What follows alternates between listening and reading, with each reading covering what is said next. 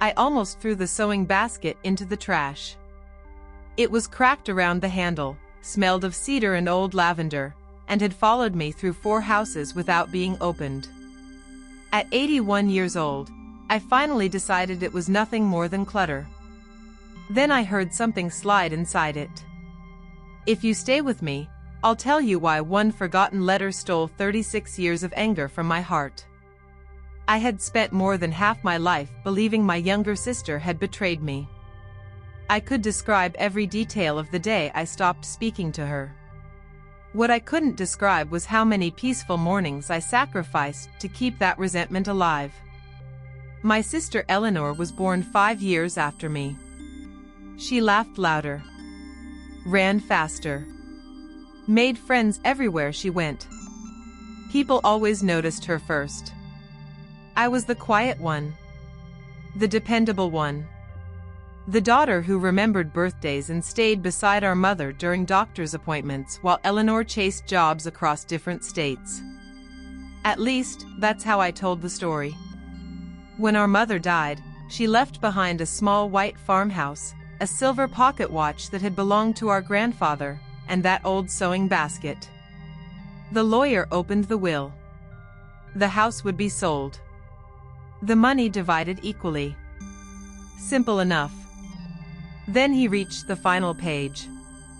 The pocket watch shall go to my daughter Eleanor. I didn't hear another word. That watch wasn't expensive. It barely worked. But every Sunday afternoon, when I was little, our grandfather let me wind it. He used to place it in my hands and whisper, "Take care of time, Maggie. It never waits." I believed everyone knew that watch belonged to me. Especially my mother. After the meeting, I confronted Eleanor outside.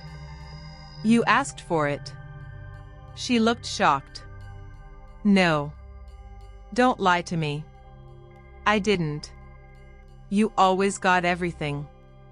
She opened her mouth, closed it again, then quietly said, "I'm sorry you think that." Those were the last words we spoke for 18 years. People assumed we would eventually reconcile. We didn't. We attended weddings from opposite sides of the room. We sat at opposite ends during our aunt's funeral. When mutual friends mentioned her name, I changed the subject. Every Christmas, I wrapped one fewer present than I used to. I told myself I had every right. From the outside, I looked calm. Inside, I replayed the same conversation hundreds of times. I imagined clever replies. Imagined proving I had been wronged. Imagined her finally admitting she had taken what was mine. But imaginary victories never brought real peace. Time passed anyway. At 68, I retired. At 73, my husband died after 50 years of marriage. People brought casseroles. Flowers filled the dining room. Then they returned to their own lives. Silence settled into the house like dust. One rainy afternoon, I found myself talking to photographs. Not because I expected answers. Because I had forgotten what another voice sounded like. I almost called Eleanor that day. Instead, I washed dishes. Pride is strange. It feels strong while it's quietly making your world smaller. 3 years later, my grandson helped me clean the attic. He carried down the old sewing basket. "Grandma," he smiled, "do you still want this?" "I suppose so." When he handed it to me, I heard something shift inside. There was a false bottom I had never noticed. Hidden underneath were several yellow envelopes tied together with faded blue ribbon. The first letter was addressed to my mother. The second, to me. My hands shook so badly I could barely unfold it. The handwriting was unmistakable. My mother's. It had never been mailed. She wrote, "Maggie, if you're reading this, then I failed to tell you something important while I was alive." I had to stop. The room blurred. After a long moment, I continued. The watch belongs to Eleanor because your grandfather asked me to give it to the child who would one day need reminding that time can still be repaired. I frowned. That made no sense. Then came the next sentence. You always knew how to treasure time. Eleanor never believed she deserved another chance after the accident. The accident. I hadn't thought about it in decades. When Eleanor was 17, she had been driving the night our father suffered his heart attack. She blamed herself for taking the longer road. Our father died before reaching the hospital. No one had ever blamed her. She blamed herself enough for everyone. I kept reading. She has carried guilt every day since. The watch isn't a reward. It's a reminder that every hour after tragedy is still a gift. Then one final sentence. And Maggie, she never asked me for it. I stared at those words until evening. 36 years.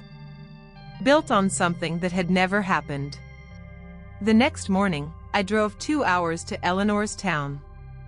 I almost turned around 3 different times. When she opened the door, she looked older than I expected. Then I remembered. So did I. Neither of us spoke. Finally, I whispered. I found Mom's letter. She closed her eyes. One tear escaped before she nodded. I wondered if you ever would. Inside her living room, the old pocket watch rested on a bookshelf. Not displayed proudly. Simply resting. She picked it up. I've never wound it. Why? I couldn't. She placed it into my hands. It always reminded me of the worst day of my life. I looked at the tiny scratches on its silver cover. For decades, I had imagined she treasured it. She had been carrying it like a punishment. I wound the watch gently. Tick. Tick. Tick. The sound filled the quiet room. Neither of us spoke for a while. Then Eleanor laughed through her tears. Can you believe we lost 36 years over something neither of us wanted? No. I still can't. Today, the watch spends 6 months at my house. 6 months at hers. Not because either of us owns it. Because it belongs to both our memories now. I've learned that resentment is a careful editor. It removes every detail that doesn't support the story you've decided to believe. Eventually, you stop remembering what happened. You only remember the version that keeps your anger alive. If there is someone you haven't spoken to in years, ask yourself one difficult question. Are you protecting the truth?